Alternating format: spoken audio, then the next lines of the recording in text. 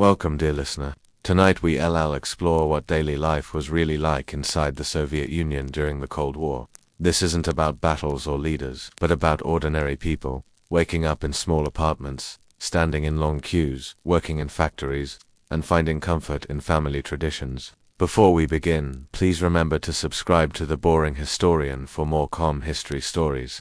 And tell me, where are you watching from, and what time is it where you are? Now, close your eyes, relax, and let's drift back to another time, to life inside the USSR during the long Cold War. The day in the Soviet Union often began not with a gentle sunrise, but with the muted creaks and groans of concrete. The Khrushchyovka apartment blocks, plain, grey rectangles built hastily in the 1960s to solve a housing crisis, were never quiet places. Their thin walls let every sound pass through, and mornings began with a chorus of ordinary life. A baby cried down the hallway, its voice echoing through the stairwell. Pipes rattled as the first kettles were put to boil. Somewhere above, a neighbor dragged a chair across a worn wooden floor. Inside one of these apartments, a family stirred in the small, crowded rooms. Space was precious. Parents often shared a narrow bedroom, while children slept on fold-out couches in the living room. In many households, grandparents lived alongside them, squeezed into corners of these tiny spaces. Privacy was rare, and the rhythms of life were shared closely with one another.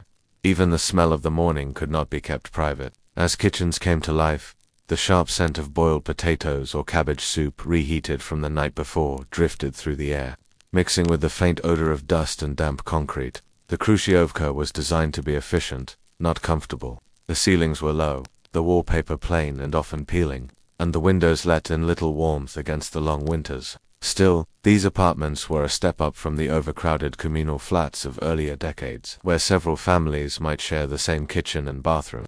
For many, moving into a Khrushchyovka meant progress, however small, however modest. Yet, for those who lived inside, the space felt cramped, the walls bare, the rooms cold in more than one sense. Morning began with small routines. The father, often the first to rise, would shuffle into the kitchen to light the gas stove. The hiss of the flame was followed by the comforting rattle of the kettle as water was boiled for tea. Glass cups, slipped into metal holders with handles, were set on the table. Black tea was poured strong, then softened with a spoonful of sugar. If the family had sugar that week, sometimes jam was stirred in as a sweetener. Alongside the tea might be a slice of black rye bread, dense and sour, spread with butter or margarine when available. Breakfasts were never extravagant, but they were steady and familiar. Children often rose reluctantly, tugged from heavy sleep into the chill of a room where the radiators did not always keep pace with the cold.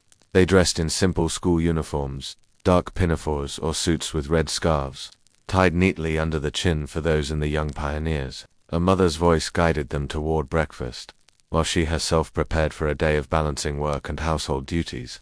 The scent of soap mingled with tea as faces were washed quickly at the small sink, steam rising into the already crowded room. Outside the apartment window, the courtyard slowly filled with movement. Women wrapped in scarves hurried across patches of snow or muddy paths, depending on the season. Men in heavy coats pulled hats tight against the wind as they made their way to the tram stop. The steady rhythm of footsteps echoed against the concrete walls of identical buildings, stretching row after row like silent grey guardians of ordinary life. Laundry sometimes hung on balconies, stiff with frost in winter or fluttering lazily in the summer breeze. Within the apartments, radios crackled to life. Morning news programs announced the latest achievements of the state, mixing speeches about industrial progress with updates on international tensions. The voice was steady, commanding, designed to shape the day before it began. Yet for most listeners, the words faded into the background. The sound of the announcer was less a source of information and more a familiar backdrop, something that belonged to the morning as much as the tea, the bread, and the hiss of the kettle. The stairwells of the building came alive as doors opened one after another. The scent of boiled cabbage lingered from the day before, mingling with the metallic temps of the handrails and the faint odor of damp plaster. Children's footsteps echoed as they raced ahead, their laughter bouncing between the walls, while adults descended more slowly, carrying briefcases or shopping bags. Conversations were short and polite, often no more than a nod or a murmured Dobroy Hutro, good morning. The walls held it all, every sound and every smell, as life poured out into the streets. Yet even in this simplicity, there was a rhythm that carried comfort. Families knew what to expect. There were no sudden luxuries, no surprises, but also no question of whether a roof would be overhead or a job would be waiting. The Khrushchyovka, for all its grayness, represented stability. It was where generations were raised, where birthdays were celebrated in small kitchens crowded with neighbors and relatives, where couples argued and reconciled, where lives quietly unfolded under the gaze of the state and the press of history. And so the morning in the Soviet Union began, not with silence, but with a hum of life, shared through thin walls and crowded spaces. It was a beginning both ordinary and monumental, for in these small routines lay the true fabric of Cold War existence. The world outside may have been shaped by nuclear threats and political rivalries, but inside these apartment blocks, life continued in simple, enduring patterns.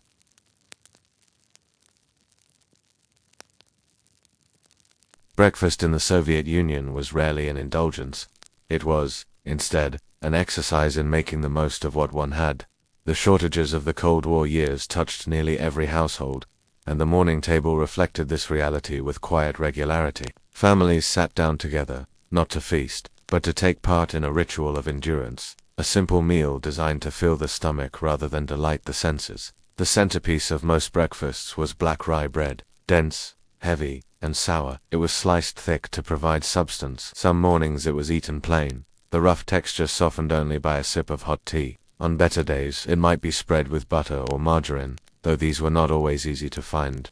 Children sometimes sprinkled a little sugar on top, if the family had been lucky enough to obtain some. It was a small sweetness in a diet otherwise defined by necessity.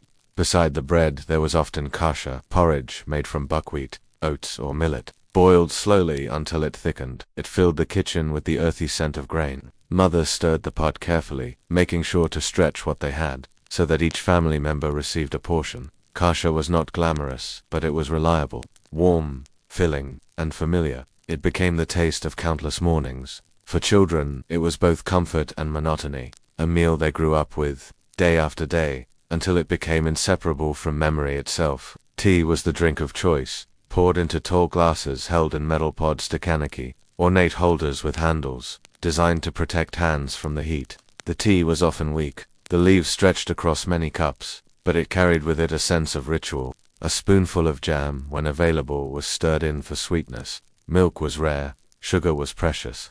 Still, the warmth of the glass against cold fingers in the winter months brought quiet comfort, even when the taste was plain.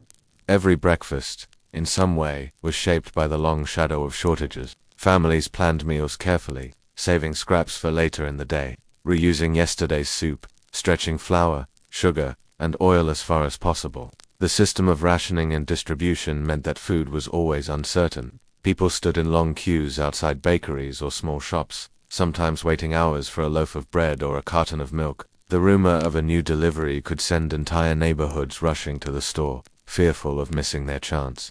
Children absorbed this routine as naturally as breathing. They grew up knowing that waiting in line was part of life, that butter or sausage was a rare treat, and that complaining did not change the reality. Mothers carrying shopping bags or string nets often spent half their day in pursuit of groceries, trading information with neighbors about where eggs or sugar might be found. Fathers sometimes woke early, before work, to stand in line themselves, ensuring that breakfast could be put on the table. Even in the scarcity, there was creativity. Housewives learned to make soups, stretched with cabbage, potatoes, and carrots. Leftover bread was dried into rusks for later use. Children were sent to fetch milk in glass bottles, which might be watered down to last longer. Small luxuries, like a slice of sausage or a piece of chocolate, were saved for birthdays or holidays, making them all the more treasured when they finally appeared. For the listener today, lying quietly in the dark, it is easy to imagine this scene. A family gathered around a small wooden table in a modest kitchen. The walls are lined with peeling wallpaper. A samovar or kettle hisses quietly on the stove, and steam clouds the air. Outside, snow might be falling silently in the courtyard, while inside, spoons clink gently against bowls of porridge. Conversation is minimal. The day has not yet gathered speed. The family eats slowly, conserving energy, knowing that the long day ahead will bring work, school, and endless waiting in lines. And yet, in its own way, this breakfast carried a sense of resilience. It was not a meal of abundance, but one of survival. The sameness of bread, porridge, and tea reinforced the rhythms of Soviet life. Families found comfort in one another's presence, in the quiet strength of shared endurance. The shortages were accepted as part of the fabric of life, an unspoken truth everyone understood. For many, the memory of these breakfasts lingers not as a hardship, but as a reminder of family, togetherness, and the ability to endure. The taste of black bread and weak tea is remembered with both weariness and affection, a symbol of a time when life was pared down to its essentials, and people carried on with quiet determination. And so the morning meal ended, dishes stacked carefully in the sink, crumbs brushed from the table, children buttoning coats and wrapping scarves as the day ahead beckoned. Breakfast under rationing was finished, not with fullness, but with readiness to step out into the gray streets of the Soviet Union, where the struggle to provide and endure continued with every passing day. After the modest breakfast, families stepped out into the world beyond the walls of their apartments, joining the tide of people moving through the streets of the Soviet Union. The commute, whether to a factory floor, an office desk, or a school classroom, was a ritual as familiar as the morning tea. It was a journey that bound millions of Soviet citizens together, not only through shared destinations but through the crowded, gray passage of daily travel. The day began early for most. The air outside was sharp, often carrying the bite of winter or the damp smell of thawing snow in spring.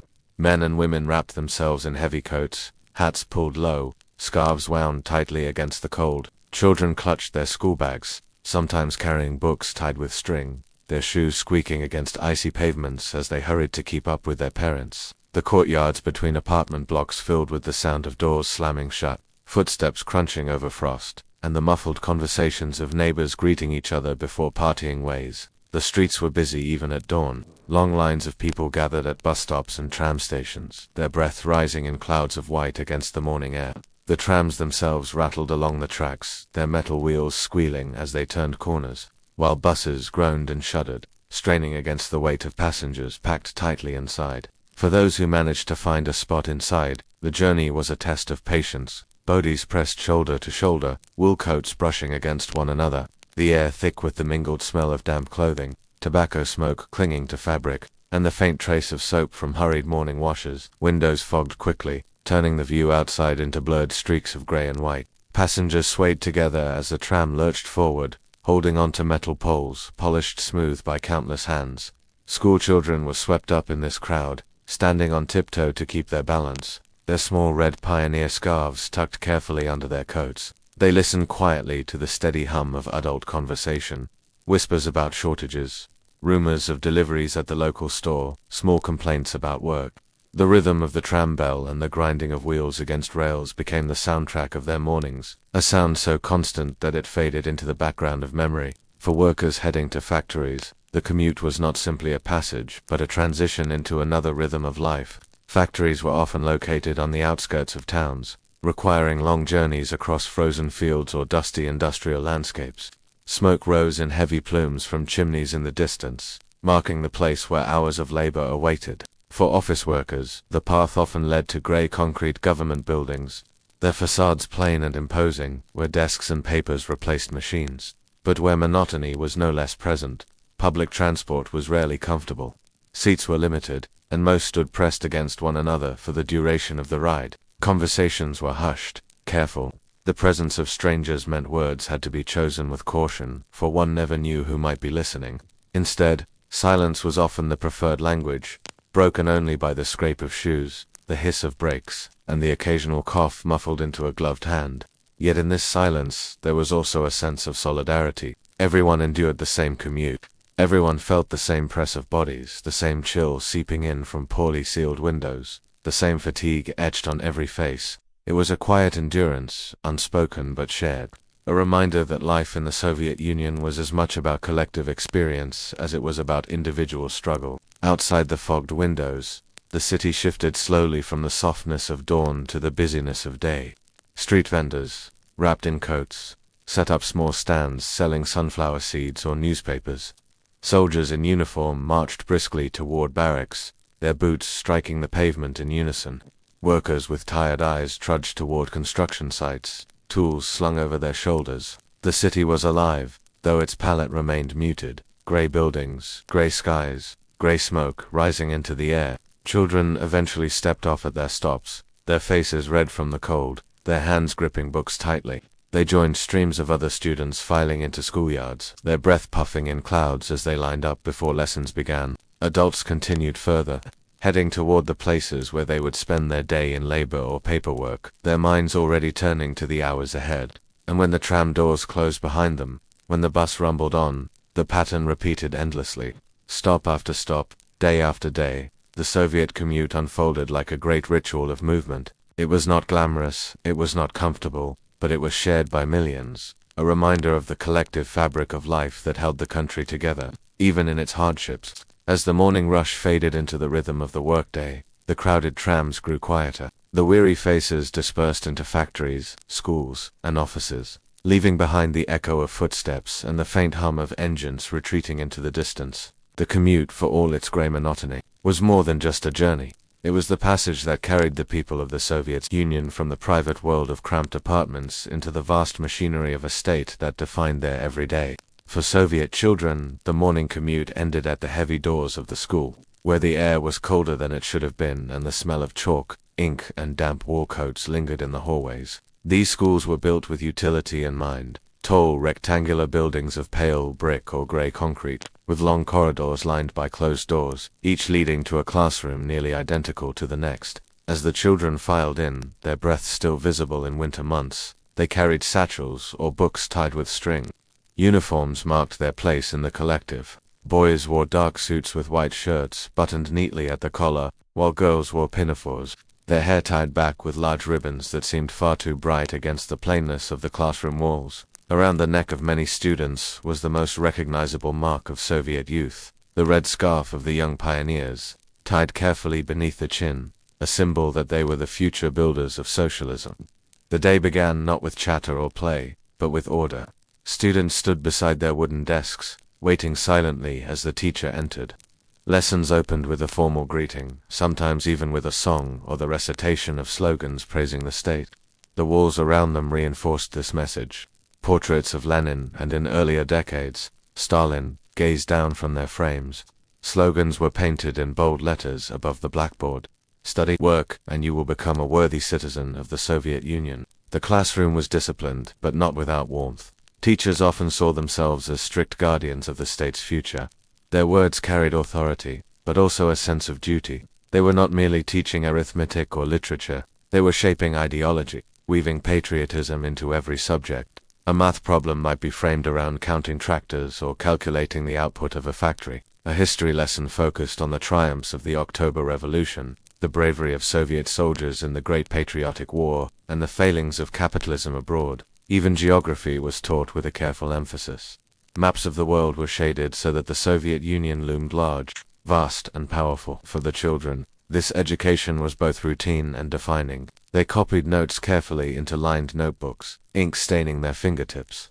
They raised their hands when called upon, speaking in clear, rehearsed voices. Discipline was strict. Talking out of turn, slouching, or failing to prepare one's lessons brought swift correction. Yet alongside this sternness came moments of encouragement, a nod of approval from a teacher, a word of praise for neat handwriting, a smile when a poem was recited with feeling. Outside the lessons themselves, there were rituals that reinforced belonging to the collective.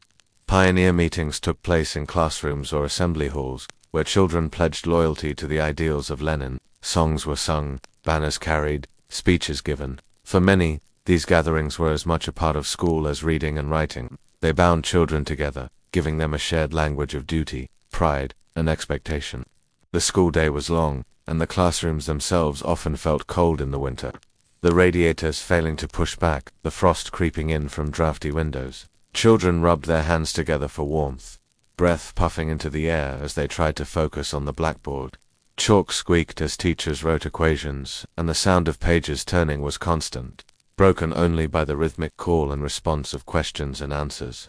At break times, the hallways filled with chatter and laughter. Children shared bits of bread or sweets tucked away in satchels, though such treats were rare.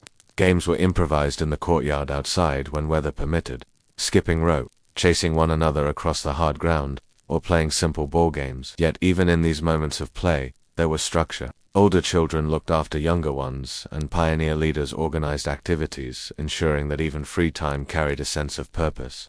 School lunch was taken in a canteen where the smell of boiled cabbage, bread, and thin soups hung heavy in the air. Trays clattered, bowls of kasha were set down, and mugs of weak tea steamed faintly in the dim light. It was not a feast, but it was fuel for the remainder of the day. Children sat shoulder to shoulder, the murmur of conversation echoing against the tiled walls, until the bell called them back to lessons. As the day wound down, homework was assigned, and students prepared for the journey home. Bags were heavier now, filled with books and notebooks, the burden of study pressing down as much as the weight of their coats. Before leaving, many paused again beneath the portraits on the wall, their eyes catching for a moment on the stern but familiar face of Lenin, a silent reminder of the ideals their education was meant to instill. For the children of the Soviet Union, school was more than a place of learning. It was where they absorbed not only knowledge, but also identity, where they were shaped into citizens of a collective, bound by discipline, pride, and endurance. The classroom was at once strict and formative, a place of both challenge and belonging, where young lives were quietly molded under the ever-present gaze of the state.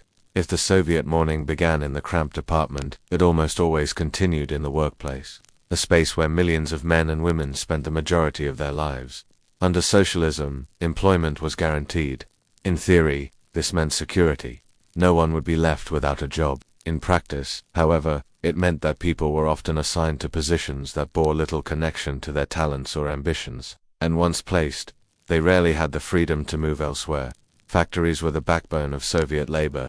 Imagine stepping inside a vast, echoing hall filled with the heavy smell of oil, metal, and machinery. The air was thick and hot in summer, icy in winter, and always loud with the pounding of presses or the worry of conveyor belts. Workers, dressed in rough uniforms, moved steadily, hour after hour, performing the same task repeatedly, attaching a bolt, cutting a sheet, welding a seam. Many tasks were monotonous and backbreaking, yet there was little room for innovation. Meeting quotas mattered more than quality. A machine might be pushed past its limits just to produce the required number of parts by the end of the day. On the collective farms, life was no easier.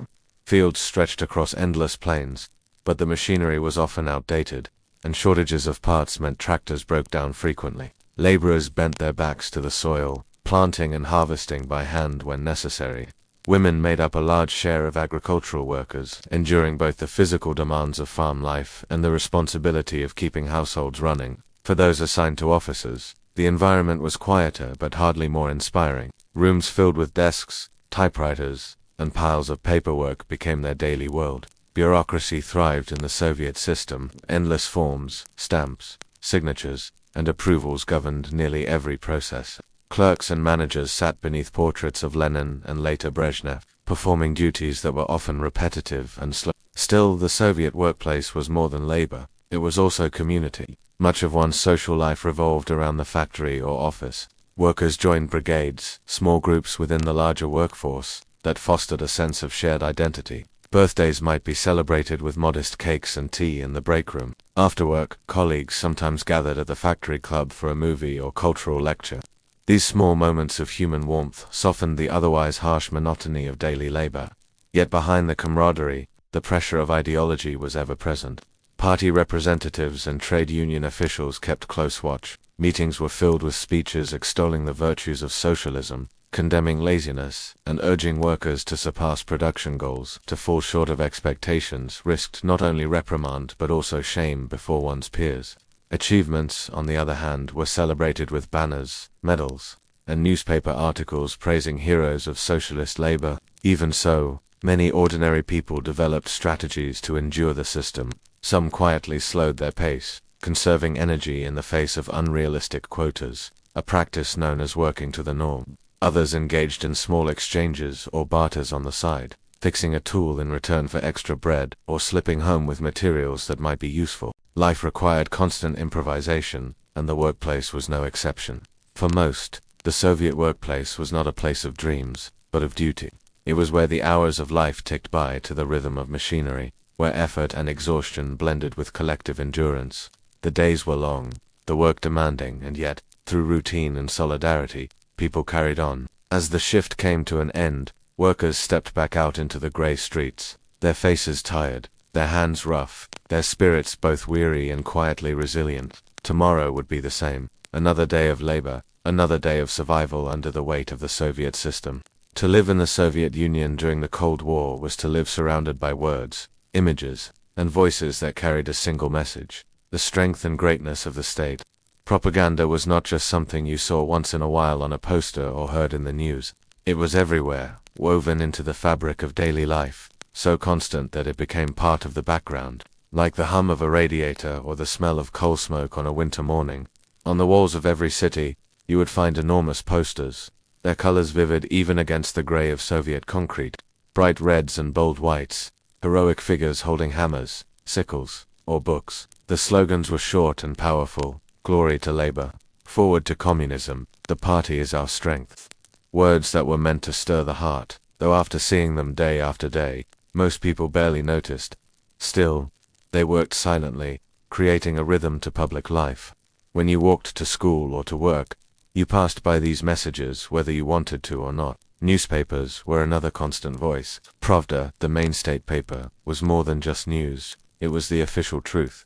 Every household had access to it, and while many people read it with skepticism, there were few other sources of information. Articles told of the successes of the 5-year plans, the achievements of workers, the progress of science, and, of course, the failures of the capitalist West. There were photographs of smiling factory workers, well-fed children, and new apartment blocks rising in every city, though those who lived inside them often knew how fragile and cramped they really were. The radio, too, carried propaganda into every home. It played not only music but also speeches, announcements, and patriotic songs. Even in the kitchen of a Khrushchyovka apartment, while a pot of kasha simmered, you might hear a stern announcer's voice speaking about Soviet victories, or the importance of unity against enemies abroad. Some homes had small radios wired directly to state broadcasts, ensuring that the official voice reached everyone, everywhere. Schools and workplaces were not spared. In classrooms, portraits of Lenin and later Stalin or Brezhnev hung at the front, watching over the lessons. In factories, banners with slogans hung from the rafters, reminding workers that their efforts were part of a greater mission. Even at cultural events, theater performances, concerts, or art exhibitions, the themes were often chosen to highlight the greatness of Soviet life. Yet for all its presence, propaganda had a curious dual nature. On one hand, it was powerful, shaping the way people thought about themselves and their country. It encouraged pride in being Soviet, a sense of belonging to something bigger than oneself. On the other hand, many people became numb to it, treating it as background noise. Jokes were whispered among trusted friends about the gap between the smiling posters and the reality of shortages and lines. Still, caution was always necessary. To speak too openly against the propaganda could bring trouble. The presence of propaganda also meant that personal life and political life blurred together. A childish drawing might be praised more if it showed a bright red flag or a smiling worker. At workplace meetings, employees were expected to contribute to discussions about party policies, even if only repeating the approved slogans. Even small details, like the stamps on ration cards or the badges worn on May Day, carried the weight of ideology. What is most striking is how ordinary it all felt at the time. People woke up, dressed, went to school or worked, and along the way they absorbed the posters, the headlines, the songs on the radio. It was not dramatic or overwhelming in the moment. It was simply the atmosphere of daily life. Like the snow in winter or the dust in summer, propaganda was always present. As the Cold War deepened, these messages often carried undertones of rivalry and warning. Citizens were reminded that they were part of a global struggle, standing firm against Western capitalism and its temptations. Propaganda promised a bright future, but it also whispered of danger, urging vigilance. That sense of being always watched, always guided by the state, became part of the Soviet experience. And so as you walked through the streets of Moscow, Leningrad, or any Soviet town, you could not help but notice how the walls seemed to speak, how the radio seemed to command, and how even a child's school book carried the weight of the party's voice. It was not just information, it was a steady, calm tide of words and images that shaped how people lived, worked, and even dreamed. To live in the Soviet Union during the Cold War was to live in queues. The line was not simply an occasional inconvenience, it was a daily ritual, as predictable as the sunrise and as unshakable as the grey apartment walls that framed urban life. People did not ask if they would stand in line today, but what they would be waiting for: bread, sugar, butter, shoes, coats, soap, or sometimes a mystery product that might or might not still be on the shelves by the time one reached the counter. The scene was always familiar.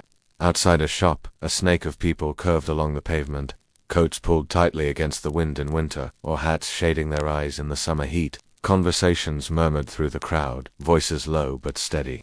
Each person passing the time with a mix of gossip, small complaints, and occasional laughter. The line was both an inconvenience and a social gathering, a place where one could trade rumors about what was available, or hear whispers about life beyond the Iron Curtain. The patience required was immense. Hours could pass without movement, and yet people endured it, because they had no other choice. A mother might stand with her child at her side, the little one shifting from foot to foot, hungry and restless. An old man might lean on his cane, muttering about how things were better or worse in the years before. A worker fresh from a factory shift would hold his place in line, knowing that food for his family depended on it. Queues, strangely, were also part of the rhythm of life. People developed strategies. Some brought a small stool, folding and portable, to rest their legs. Others carried books or knitting, to pass the long hours. A common trick was to hold a spot with a scarf, hat, or bag, a silent marker in the line that everyone respected, allowing a person to slip away briefly before returning. In many ways, the queue created its own small community.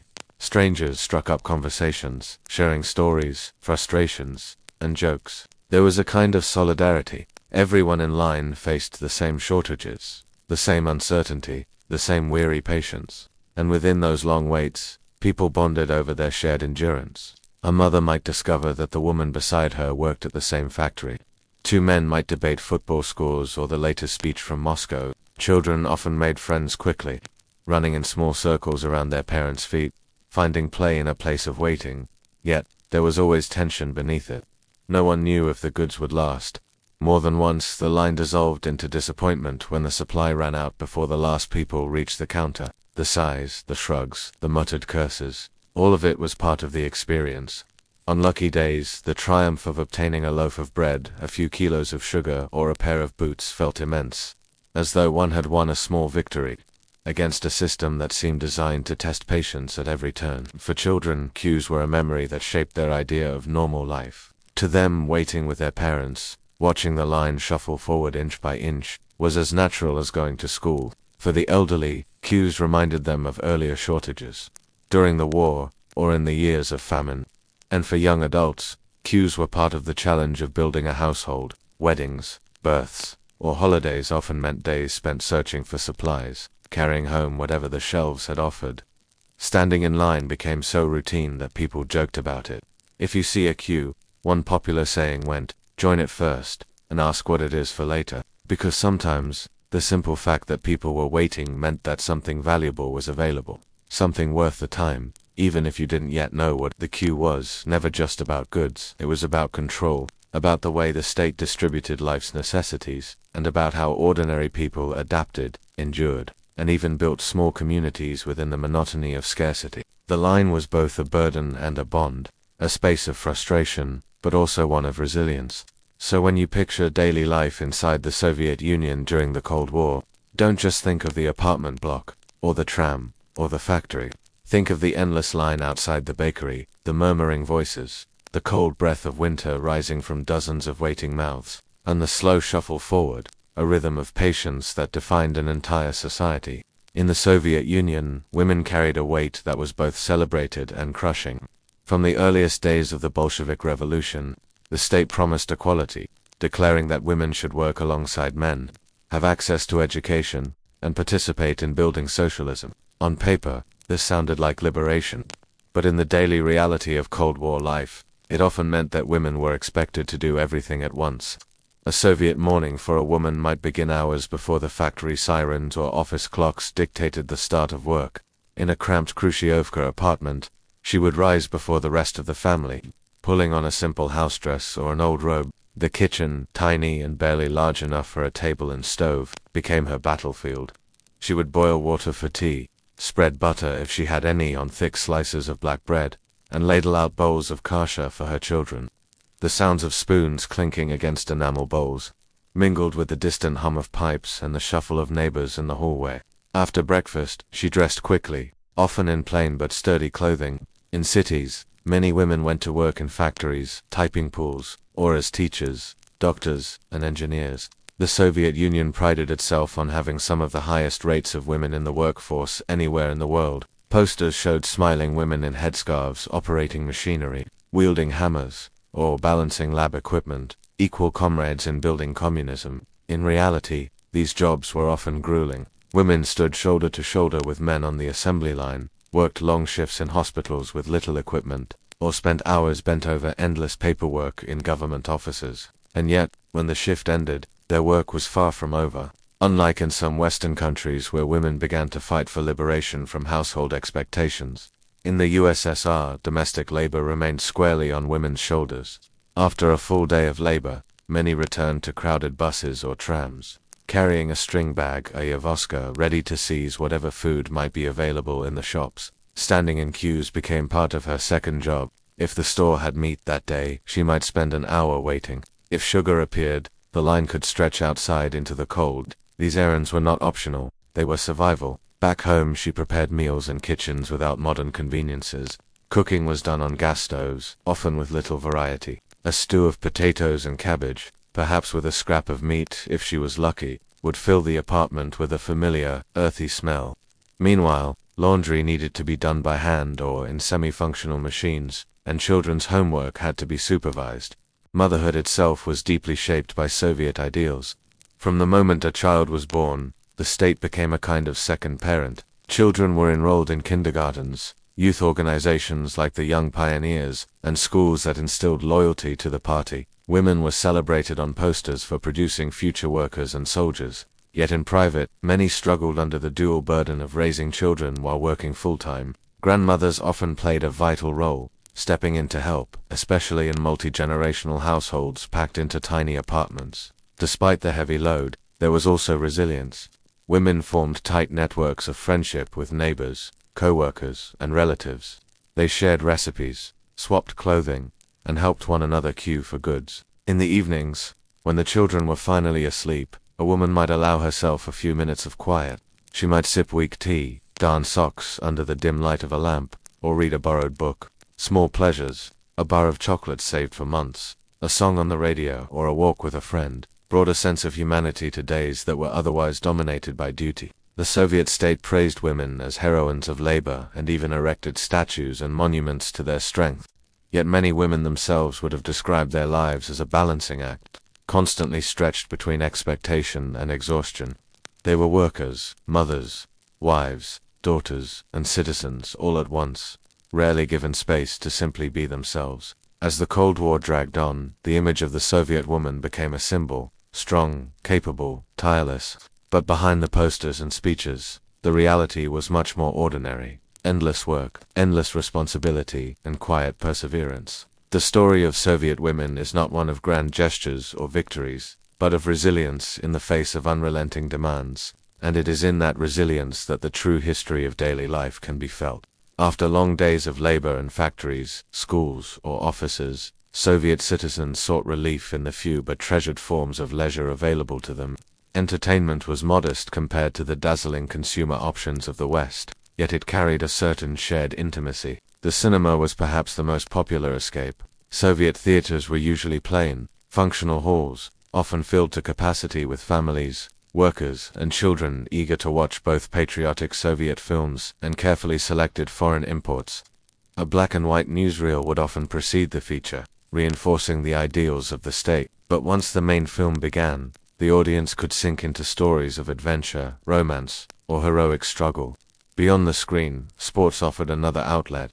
Football matches filled stadiums, and local clubs gave people a sense of identity and pride. On evenings, young men and women gathered for chess, a game elevated almost to a national obsession, seen as proof of intellectual strength against the capitalist world. In smoky community halls or quiet apartments, people leaned over boards, moving pieces with deliberate patience. For those lucky enough, holidays brought the possibility of travel. A trip to the Black Sea, especially to places like Sochi or Crimea, was a dream for many Soviet families. Though resorts were crowded and amenities simple, the sun, warm waves, and relaxed atmosphere offered a rare chance to feel free of daily burdens.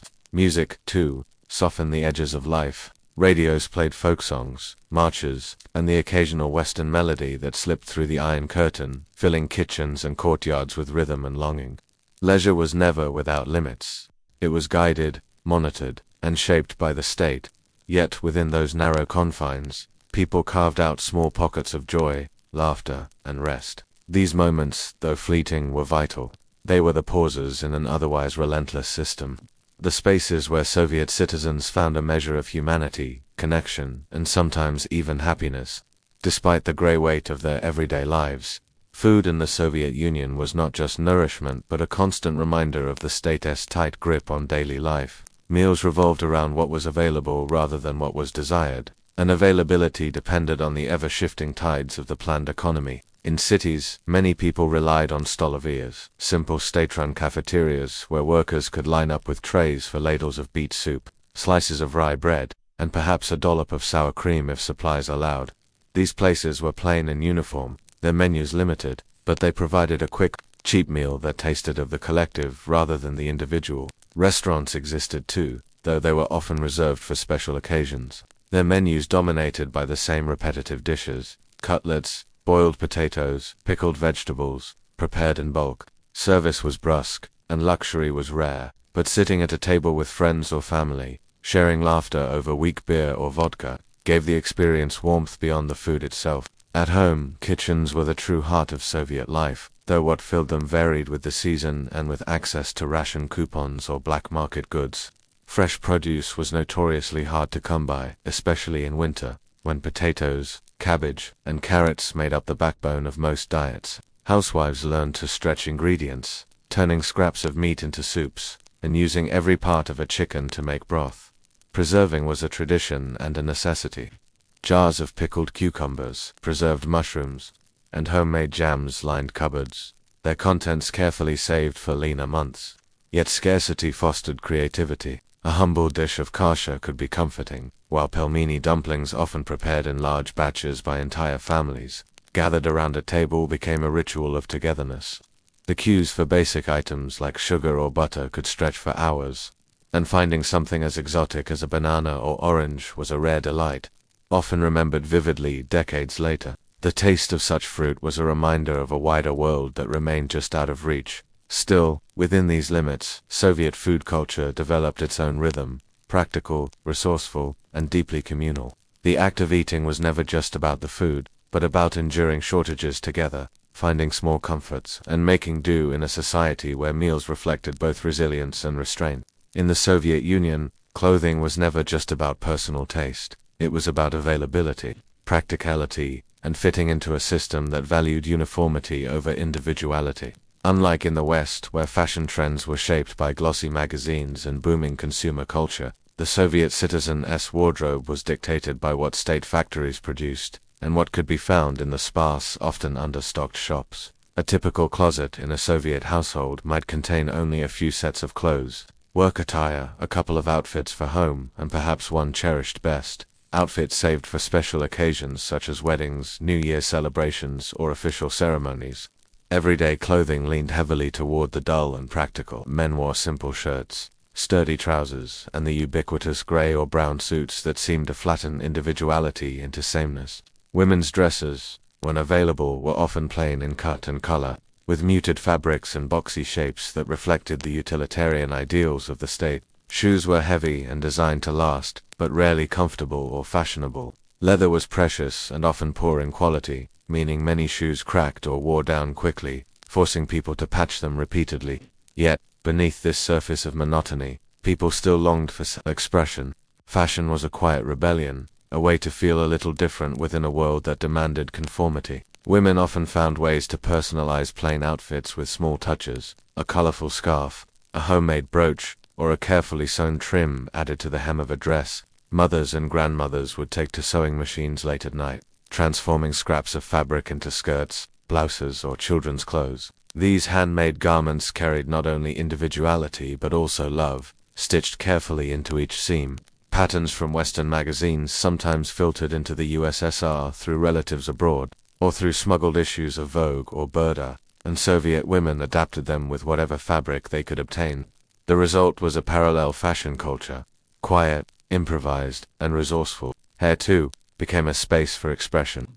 Women might style their hair in carefully pinned waves, or tease it into the bouffants that swept across the Soviet Union in the 1960s, mimicking trends seen on state-approved movie stars or foreign films that slipped past the censors. Hair dye was limited, but young women would experiment with henna or even kitchen concoctions to create a shade slightly different from the dull norm. Men, for their part, wore their hair neatly trimmed, often in the short, tidy styles expected of workers and soldiers. A beard or long hair could draw unwanted attention, though in later decades, younger men began to push these boundaries as rock music and underground culture trickled in. Shoes, handbags, and coats became status symbols, because they were so hard to get. A pair of Western jeans was a treasure, coveted and envied, sometimes costing weeks of wages on the black market. Jeans, in particular, symbolized freedom and rebellion, and wearing them was a subtle but powerful statement of independence.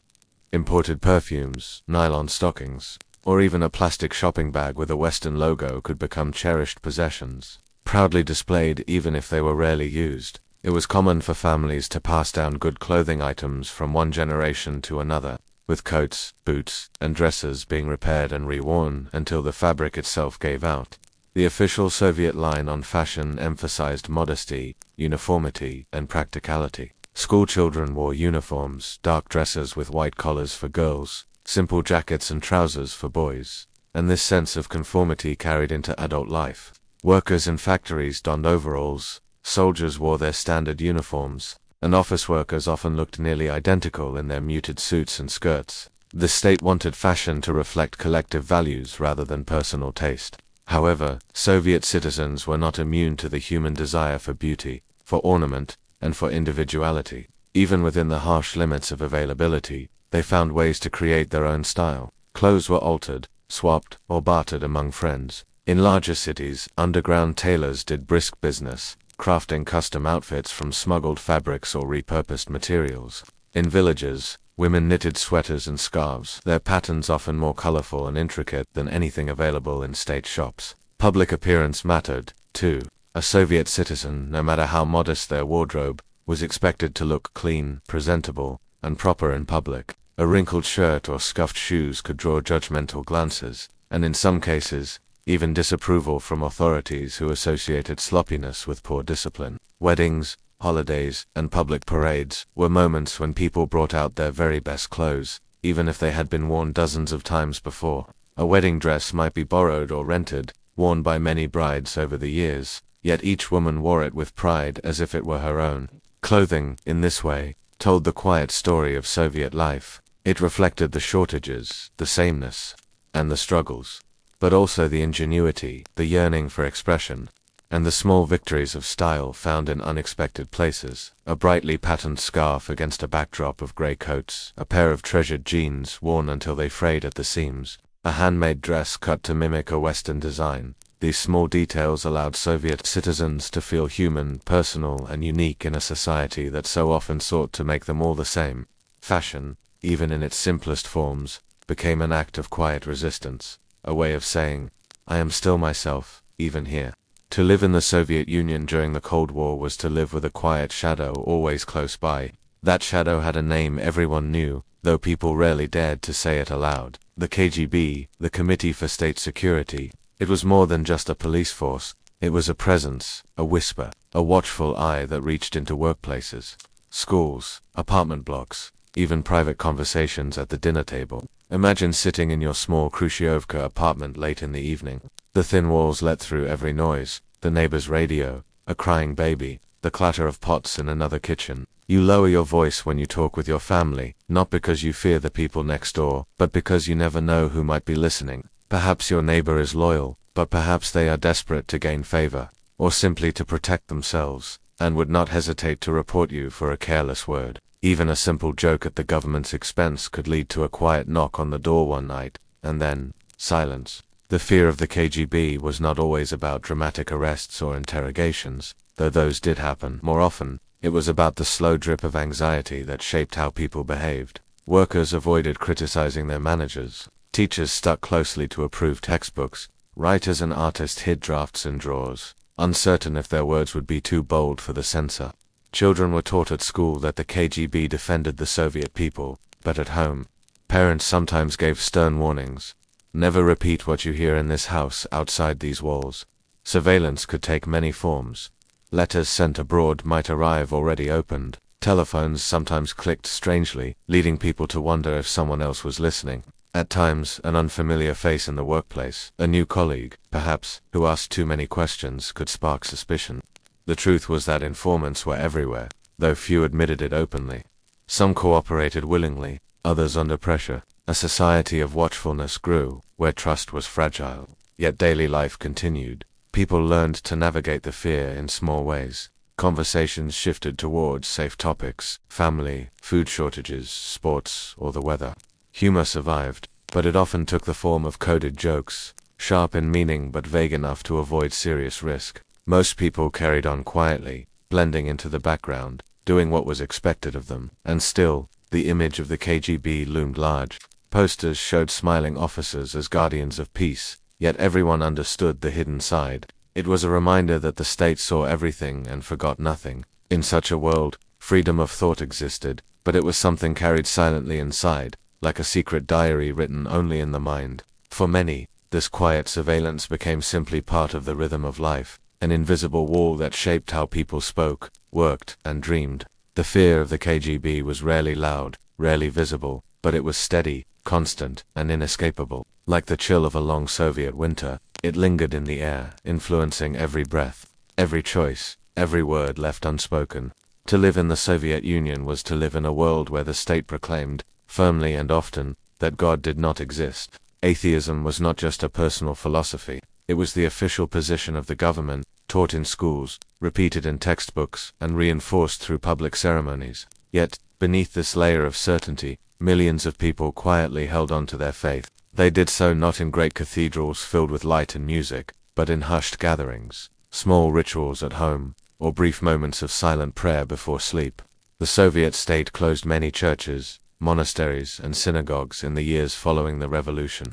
Some were repurposed into warehouses, museums, or factories. Others stood abandoned, their domes crumbling into the gray skies. But faith did not disappear. In rural villages, elderly women kept icons hidden in cupboards, taking them out only when they trusted the company around them.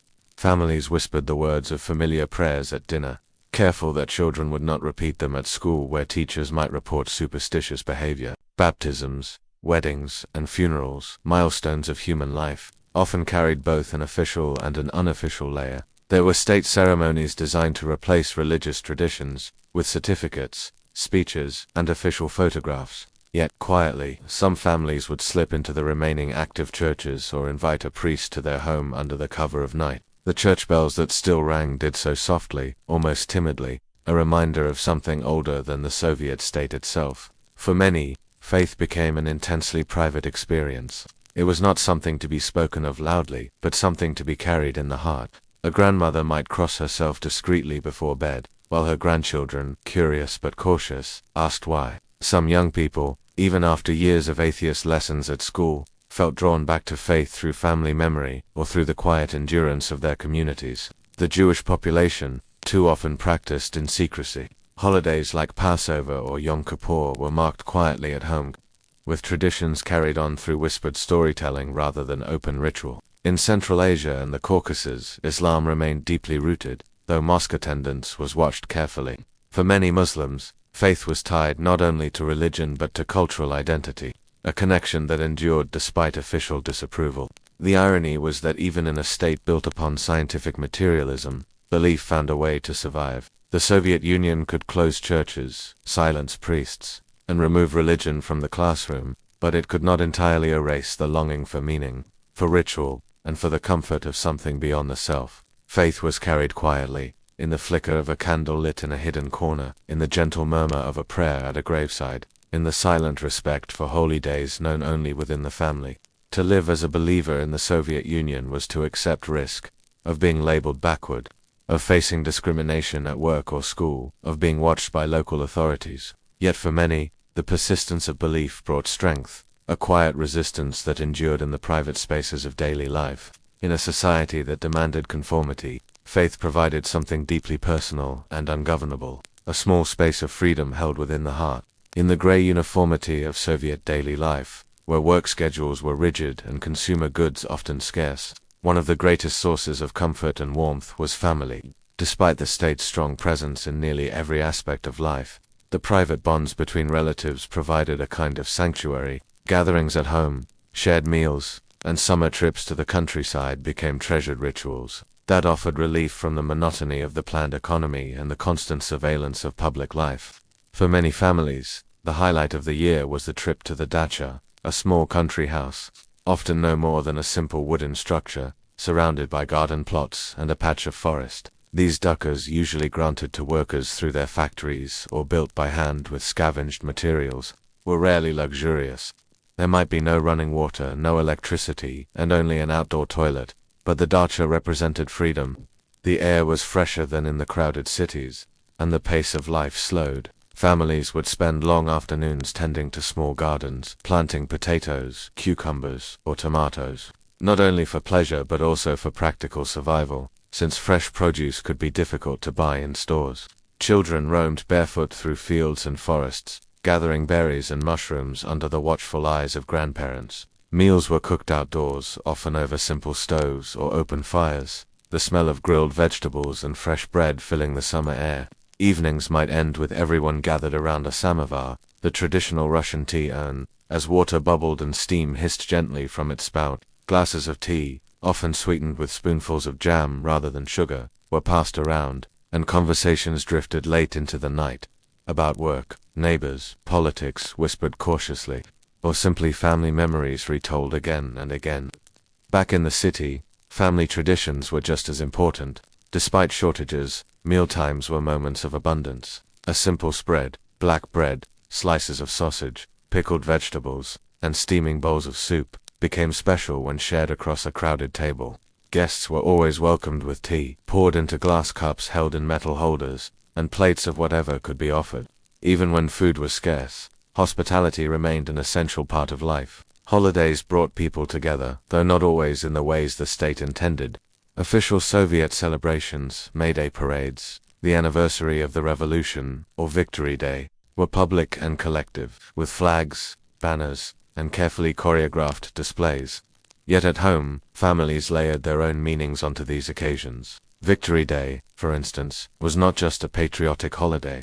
It was a day when families remembered loved ones lost during the Second World War, telling stories of sacrifice and survival over candlelight. New Year's Eve was perhaps the most beloved holiday, surpassing even Christmas, which had been stripped of religious meaning by official atheism. On New Year's Eve, families decorated fir trees with ornaments, some homemade, others passed down from earlier times. Children waited eagerly for Dead Moros, or Grandfather Frost, the Soviet counterpart to Santa Claus, who arrived with gifts. Tables were crowded with salads, cured meats, pickled herring, and bottles of champagne or vodka. At midnight, the ringing of the Kremlin clock on the radio or television was followed by toasts, laughter, and the warm glow of togetherness. Generations often lived side by side under one roof, grandparents, parents, and children sharing small apartments with thin walls and limited privacy. Yet this closeness strengthened bonds. Grandparents became storytellers, passing on folk tales, songs, and family histories. They often carried the memory of pre-revolutionary traditions, recalling church holidays or customs that the younger generation knew little about. Children listened, wide-eyed, sometimes barely understanding the past their elders described, but sensing its weight and importance. Even in difficult times, these family gatherings provided a kind of emotional nourishment that could not be found in state propaganda or party meetings. They were places where people laughed freely, complained openly, and expressed affection without fear. In a society where much was controlled and monitored, the family table remained one of the last truly private spaces. A small island of warmth, where tea steamed in samovar, stories echoed, and the bonds of kinship offered comfort against the uncertainties of the outside world. In the Soviet Union, the calendar was marked by more than just the seasons. It was filled with official celebrations, rituals, and parades that were designed to shape the rhythm of life and remind people of their place in the grand socialist story. Yet beneath the weight of banners and the blare of brass bands, there were also moments of quiet joy, of family warmth, and of traditions that had endured from older times. One of the most important holidays was May Day, International Workers' Day. On the morning of the 1st of May, cities and towns across the Soviet Union awoke to the sound of marching music. Red flags fluttered in the wind, banners stretched across wide boulevards, and workers filed into great parades. Factories, schools, and offices sent groups of marchers, each carrying slogans praising labor, the party, and the future. Children often carried flowers, and workers hoisted signs proclaiming unity and strength. For the ordinary person, the day was both a duty and a break. Attendance was expected, but it also meant a pause from work, a chance to stroll, to eat ice cream on the street, or to gather with friends after the parade was done. Another deeply important holiday was Victory Day on May 9th, commemorating the Soviet Union's triumph in the Great Patriotic War. For millions of families, this day was personal, tied to memories of fathers, brothers, or grandfathers who had fought, and often died, in the war. Veterans would don their medals and gather in the squares, their coats glittering with rows of ribbons.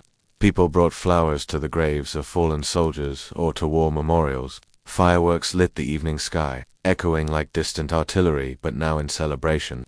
For the Soviet people, Victory Day was both solemn and proud, a reminder of suffering but also of endurance. The most universally beloved holiday, however, was New Year's Eve. Because religious celebrations like Christmas were downplayed or discouraged by the state, New Year's took on a special role, blending old traditions with new Soviet ones. Families decorated fir trees, called New Year's trees, with handmade ornaments, paper garlands, and sometimes even sparklers. Children eagerly awaited the arrival of Dead Moreau's grandfather Frost, a figure much like Santa Claus, who came not with reindeer but with a tall staff, a long blue coat, and his granddaughter Snegoroshka, the snow maiden. At midnight, the chimes of the Kremlin clock rang out on radio and television, and families toasted with glasses of champagne, clinking them softly before exchanging wishes for health and happiness. But beyond these official and state-approved celebrations, there were smaller, quieter moments of festivity. Birthdays were marked with modest but warm gatherings, often featuring a homemade cake, tea served from a salad, and perhaps a bottle of wine or vodka if one could be obtained. Weddings too were celebrated with a mix of Soviet formality and personal joy. Couples registered their marriage in government offices, but still followed traditions of music, toasts and long banquets filled with laughter. The Soviet Union also had unique civic celebrations tied to ideology. Revolution Day on November 7th, commemorating the Bolshevik Revolution of 1917, was another occasion for parades and speeches. Crowds gathered in Red Square to watch military processions, tanks rolling past, soldiers marching in perfect rows, and leaders standing atop Lenin's mausoleum. On the ground, for most people, it was simply a day off work, another chance for family visits, perhaps even a rare indulgence like chocolate or canned fruit. While some holidays carried the heavy hand of propaganda, others became precious opportunities for relaxation and togetherness. Even within the strict framework of Soviet life, people found ways to celebrate in their own style, to laugh, to eat, to dance, and to remember that behind the slogans and banners, there were still human moments of warmth and joy. In these celebrations, the Soviet Union revealed both sides of its nature, the grand, public spectacle designed to inspire loyalty, and the intimate, private gatherings that brought people comfort. For those who lived through it, the holidays were remembered not only for the marching bands and speeches, but also for the smell of pine needles on New Year's Eve, the taste of homemade pickles at a family table, and the sound of laughter echoing in a modest apartment block deep in winter. Childhood in the Soviet Union was not entirely defined by hardship and shortages. For many it was also full of structured routines, games played in courtyards, and the constant presence of youth organizations that shaped both leisure and identity. In the grey courtyards of Khrushchyovka apartment blocks, children could be found playing simple, timeless games: tag, hide, and seek, jumping rope, or playing football with a worn-out ball. Toys were often handmade or passed down, and imagination filled the gaps where consumer goods were scarce. Yet childhood fun was always accompanied by a subtle undercurrent of ideology.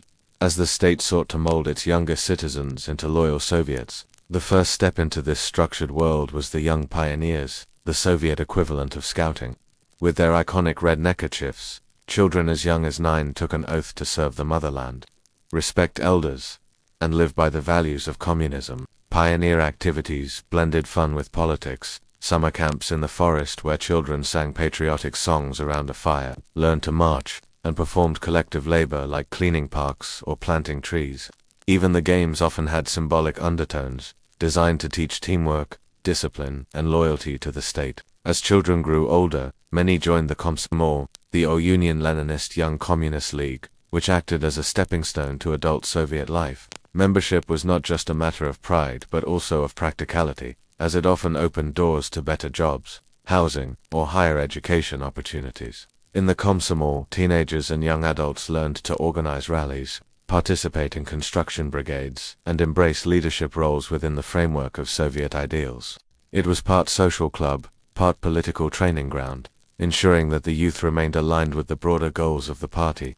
Still, there was room for joy and mischief. Summer brought swims in rivers, long bicycle rides, and the occasional trip to a pioneer camp on the Black Sea, where friendships were formed and whispered secrets exchanged. Winter meant skating on frozen ponds, sledding down snowy hills, or building snow forts outside the towering apartment blocks. For many Soviet children, these small pleasures softened the rigidity of ideological upbringing. In the end, childhood in the USSR was a mixture of innocence and indoctrination, ordinary games, blending seamlessly with structured organizations that ensured no young person grew up entirely outside the party's vision. Even as laughter filled the playgrounds, the future of each child was being quietly shaped by the red scarf around their neck and the lessons repeated in song and story.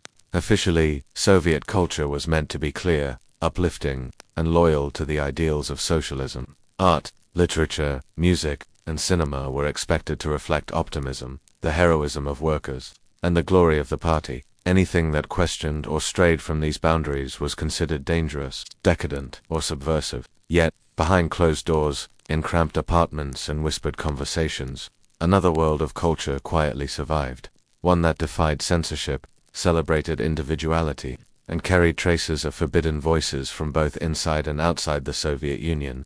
This hidden culture often revolved around samizdat, the underground circulation of banned books and writings. Using typewriters with carbon paper, people painstakingly copied novels, essays, and poems page by page, then passed them secretly from friend to friend. Alexander Solzhenitsyn's works, especially the Gulag Archipelago, were among the most widely circulated, offering raw accounts of labor camps that directly contradicted the state's version of history. Western authors, too, from George Orwell to James Joyce, found their way into Soviet homes through these clandestine networks. Each copy was a fragile lifeline, shared quietly in trusted circles.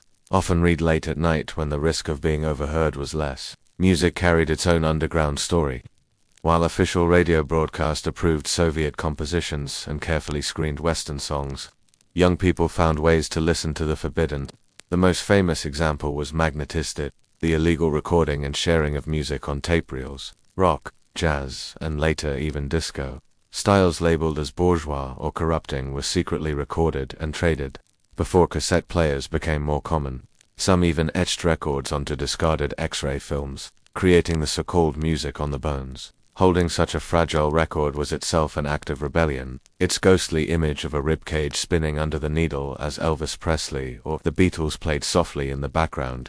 The visual arts, too, had their underground. While official Soviet galleries displayed heroic paintings of workers and collective farms, many painters and sculptors pursued more abstract, experimental, or spiritual art in private studios. Small apartment exhibitions, often called kavotaniki, became safe havens where artists could share their work with a trusted audience. These intimate gatherings were also central to underground music. Acoustic guitars, low voices, and dim lamplight turned living rooms into secret concert halls, where bards sang about truth, loneliness, or quiet resistance.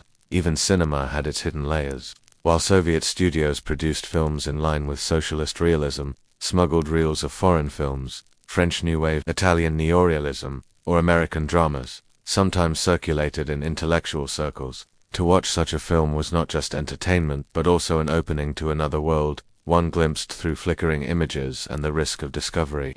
Behind closed doors, culture became more than art. It was a form of survival, a way to preserve individuality in a society that demanded conformity. Every whispered poem, every secretly played guitar chord, every hand-copied novel carried with it a quiet defiance. It reminded people that there was more to life than the slogans on posters and the broadcasts on the radio. For those who took part, these secret exchanges created bonds of trust, To lend someone a banned book or invite them to a hidden concert meant placing faith in their discretion. Culture was not only about art, but also about human connection. The creation of small, fragile communities where truth and creativity could still breathe. In the official Soviet world, everything was inspected, reported, and carefully managed. But in the private sphere, within the peeling walls of apartments and the shadows of dim kitchens, another world thrived. One of forbidden music, dangerous literature, and art that dared to imagine freely. It was a world that could never be fully erased, no matter how carefully the state tried to silence it. For many people living in the Soviet Union, the Cold War was not an abstract conflict, it was a constant presence woven into the rhythm of daily life. While children played in courtyards and workers trudged home from factories, there was always a faint awareness that somewhere beyond the horizon, unimaginable destruction could be unleashed in an instant. Schools regularly held civil defense drills, where children were taught to duck under desks or put on simple gas masks. Even though everyone knew such precautions would be useless in a real nuclear strike, the steady voice of the radio and the bold print of the newspaper often spoke of peace and Soviet strength. Yet behind those words was an unspoken truth. The possibility of war hung in the air like a shadow. Apartment blocks were sometimes stocked with instructions for what to do in case of an attack. Though very few people believed survival would be possible, families quietly discussed what might happen if the sirens ever sounded for real. But such conversations ended quickly, with a shrug or a nervous laugh. At the same time, life continued with surprising normalcy. People still cooked dinner, attended parades, and celebrated weddings. The fear of nuclear war became something like the hum of a refrigerator, always in the background, rarely acknowledged directly, but never absent. For many, this quiet anxiety shaped a stoic resilience, an acceptance that life had to go on, even under the shadow of catastrophe. By the 1980s, life in the Soviet Union had begun to feel heavy with contradiction. On the one hand, people were still expected to show up to May Day parades, to cheer at speeches, and to recite the promises of socialism's bright future. On the other hand, it was becoming harder to ignore the cracks spreading through daily life. Shops were emptier than ever, with long queues forming for the simplest things: sugar, butter, even toilet paper. The joke often went that you never asked what a line was for, you simply joined it, because whatever was being handed out was likely worth waiting for. Shortages, once an inconvenience, became a central fact of existence. At the same time, a new language began to circulate through official speeches. Perestroika, meaning restructuring, and Glasnost, meaning openness, were introduced under Mikhail Gorbachev. These words carried a strange mix of hope and uncertainty. Glasnost meant that newspapers began to print truths that had once been unthinkable, to publish stories of corruption, environmental disasters, or even past crimes of the state. Ordinary people found themselves talking more openly, testing the boundaries of what was safe to say. It was both liberating and unsettling, as if a window had been cracked open in a long-sealed room. Culturally, Western influences began to trickle in more visibly: jeans, cassette tapes, even rock concerts. To the youth, these things were thrilling signs of a changing world, yet to the older generation they often felt like symbols of a system losing its grip. By the late 1980s, there was a growing awareness that the Soviet Union was not the unshakable giant it once seemed. The empire still marched forward with parades and speeches, but the energy was fading, replaced by the uneasy knowledge that something fundamental was slipping away. When the Soviet Union finally collapsed in December of 1991, it did not fall with the sound of explosions or the drama of a battlefield. Instead, it ended almost quietly, with signatures on paper, a flag lowered from above the Kremlin, and a nation watching in stunned silence. For the people who had lived their entire lives under the red banner, the moment carried emotions that were difficult to untangle. Relief mixed with uncertainty, grief mixed with hope. For 70 years, the Soviet Union had defined not only politics and economics, but also the rhythm of everyday life. The food people ate, the clothes they wore, the songs they sang, the words they dared to speak aloud. Suddenly, it was gone.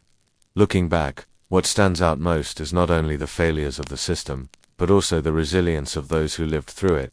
Ordinary citizens learned to adapt, to stretch a little food into many meals, to find laughter in shortages, to create warmth and companionship in cramped apartments. They survived endless speeches, broken promises, and the constant shadow of being watched. And yet, even in such conditions, people managed to carve out beauty, in the music played quietly on a piano, in the secret sharing of a forbidden book, in the joy of children playing in courtyards. The endurance of the Soviet people was, in many ways, the most remarkable story of all. The Cold War itself ended not with bombs, but with exhaustion on both sides. For decades, the Soviet Union had lived under the threat of nuclear annihilation, just as Americans had, shaping a generation with the knowledge that life could end in minutes if a button were pressed. And yet, people still went to work, still fell in love, still gathered around kitchen tables for tea. They endured that shadow of fear by living as fully as they could within the limits of their world. As the USSR faded into memory, it left behind not only the scars of hardship, but also stories of survival. For some, it was a time of pride, of having built something, endured something, and shared in the idea of a collective struggle. For others, it was a time of repression and waste, of opportunities lost and lives stifled by censorship and control. But for everyone, it was unforgettable.